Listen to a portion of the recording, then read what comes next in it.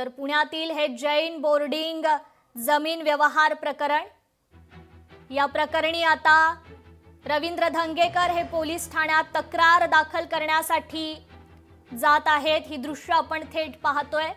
खरं तर आजच त्यांनी हा इशारा दिला होता आणि आता रवींद्र धंगेकर हे पोलीस ठाण्यात पोहोचलेले आहेत।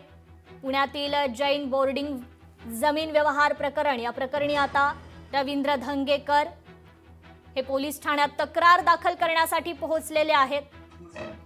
खरं तर याच प्रकरणी आज महत्त्वाची सुनावणी देखील आहे।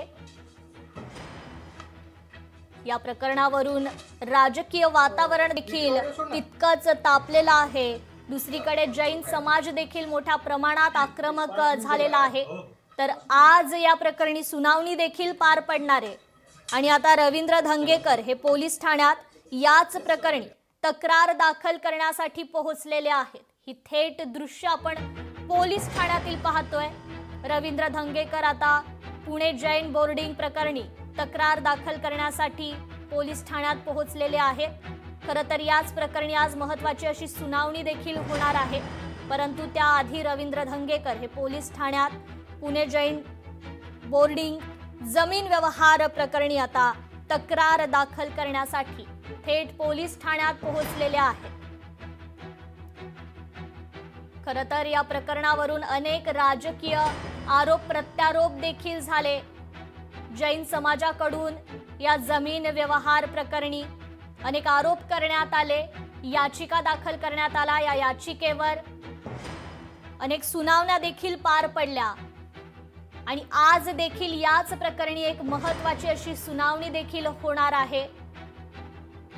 धर्मदाय आयुक्तांकडे ही सुनावणी पार पडेल, परंतु याच जैन बोर्डिंग जमीन व्यवहार प्रकरणी आता रवींद्र धंगेकर देखील पोलीस ठाण्यात तक्रार दाखल करण्यासाठी पोहोचलेले आहेत। खरं तर रवींद्र धंगेकर यांनी सुरुवातीपासूनच मुरलीधर मोहोळ यांच्यावर या प्रकरणी आरोप लगावलेले होते। या संदर्भात आपण अधिक अपडेट घेऊयात आपले प्रतिनिधी अमोल धर्माधिकारी यांच्याकडून। अमोल, खरं तर पुणे जैन बोर्डिंग प्रकरण आणि या प्रकरणी आता रवींद्र धंगेकर पोलीस ठाण्यात पोहोचलेले आहेत तक्रार दाखल करण्यासाठी, काय अधिकची अपडेट?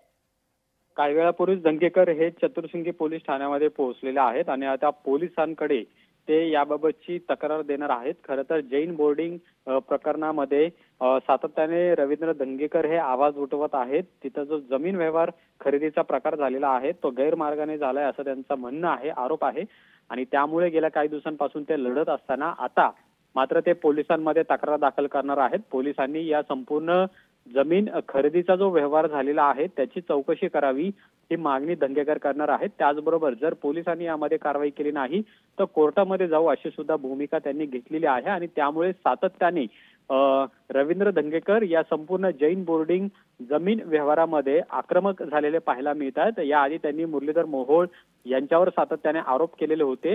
आता या प्रकरणामध्ये आपण पाहतोय की बिल्डरने सुद्धा माघार घेतलेली आहे, त्याचबरोबर ट्रस्टींनी सुद्धा माघार घेत असल्याचं म्हटलेलं आहे। कुठेतरी आता हा सगळा वाद मिटत असताना धंगेकर मात्र पुन्हा एकदा आक्रमक झालेले आहेत आणि या प्रकरणाची आता पोलिसांकडूनच चौकशी व्हावी अशा पद्धतीची मागणी करत आता ते चतुर्सिंगी पोलीस स्टेशनमध्ये पोहोचलेले आहेत आणि या संपूर्ण पोलीस स्टेशनचे अधिकारी आहेत, पोलीस अधिकारी, त्यांच्याशी ते चर्चा करतायत आणि तक्रार अर्ज आहे तो सुद्धा देणार आहेत। आता धंगेकर नेमकी कुणाच्या विरोधामध्ये याबाबतची तक्रार देतात हे पाहणं महत्त्वाचं आहे। जी निश्चित अमोल, धन्यवाद आपण दिलेल्या या सविस्तर अपडेट बद्दल।